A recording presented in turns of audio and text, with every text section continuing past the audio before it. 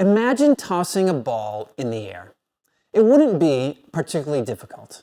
It's a simple action, really. You throw it up and catch it as it comes back down. You could repeat it over and over again, eventually finding a rhythm, perfecting the motion.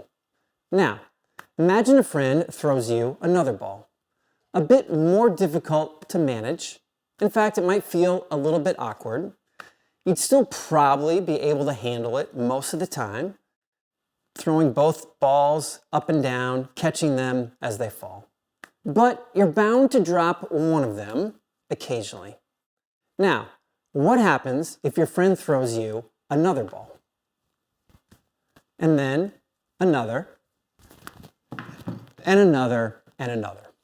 Very few among us could effectively juggle them all.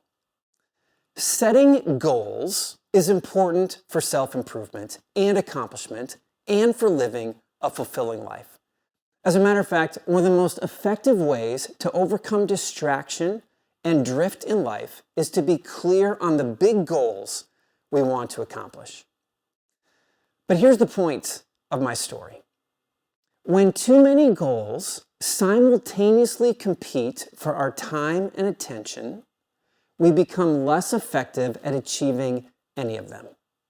The more balls we try to juggle, the fewer we catch each time. And the more goals we chase simultaneously, the fewer we are likely to accomplish. This might seem counterintuitive in our society where we're encouraged to excel at as many things as possible.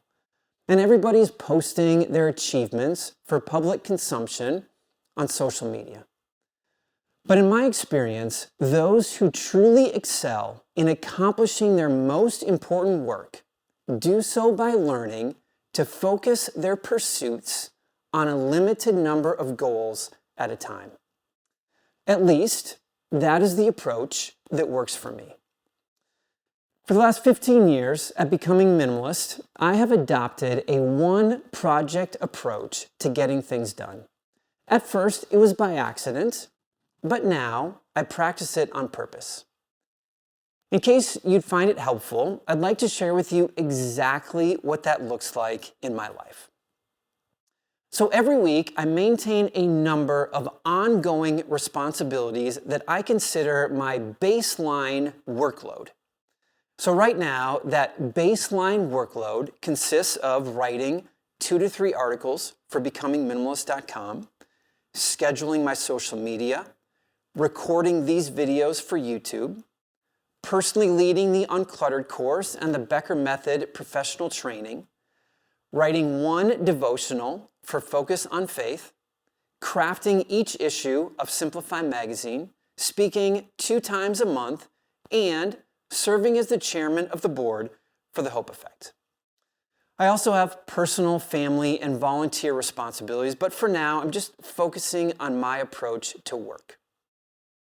Now, just like any person in any field of work, the more experience I get in a responsibility, the more efficient I become in completing it. So my baseline workload has slowly increased over the years. I certainly do more now each week than I did each week 10 years ago. Those baseline recurring tasks are built into my weekly rhythm, and I've developed systems to keep them running smoothly and efficiently. But I always keep my baseline workload at a level where I have capacity to work on one other responsibility. I like to explain it this way. I'm able to accomplish all my weekly tasks and work on one major project at a time in addition to them. This one project approach, consistently used over a period of time, has allowed me to accomplish quite a few meaningful projects over the years. In fact, I can even list many of them for you. In 2014, I wrote The More of Less. During spring of 2015, we founded the Hope Effect. During the fall of 2015, I created the Uncluttered course. In 2016, I wrote The Minimalist Home. During 2017, we created Simplify magazine. In 2018, we started this YouTube channel. In 2019, we created the Clutter-Free app. In 2021, I wrote Things That Matter. In 2022, I started Focus on Faith. In 2023, we created Becker Method certification. Now, I should mention that all of these things happened with the help of others and the amazing team of talented individuals surrounding me. Currently, the project I'm working on this year, in addition to my baseline workload, is a new book tentatively titled Uncluttered Faith. The book will be released in spring of 2026. It's also helpful for me to mention that not all of these projects take exactly 1 year, and some of the goals that I consider my one project at a time aren't even listed in that list. At various points, I've taken time to focus on family, especially during periods of transition. I've cleared out overdue tasks, or at one point, I even dedicated a couple months to reflecting on the future direction of Becoming Minimalist.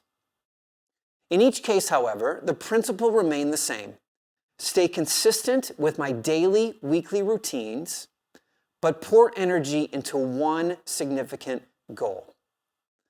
Once a project is complete, I build systems to sustain it that allow me to shift maintenance to my baseline workload as I begin focusing on one new project. There's a reason why working on one thing at a time works for me. It helps me narrow my focus and my energy. In many of those cases, the project was a brand new skill I hadn't done before. Writing a book, developing an app, launching a nonprofit, learning to communicate via video.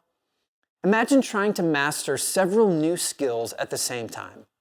It would be like trying to juggle too many balls at once, constantly needing to shift and change my focus. But when I set my goal on just one project at a time, I'm able to make consistent, forward progress without feeling overwhelmed. And once that skill is learned, I can move on to a new one. It is an approach that has served me well over the last 15 years. And I think you'll find that simplifying your focus, just like I have, allows you to achieve more than you ever thought possible. Just one project at a time.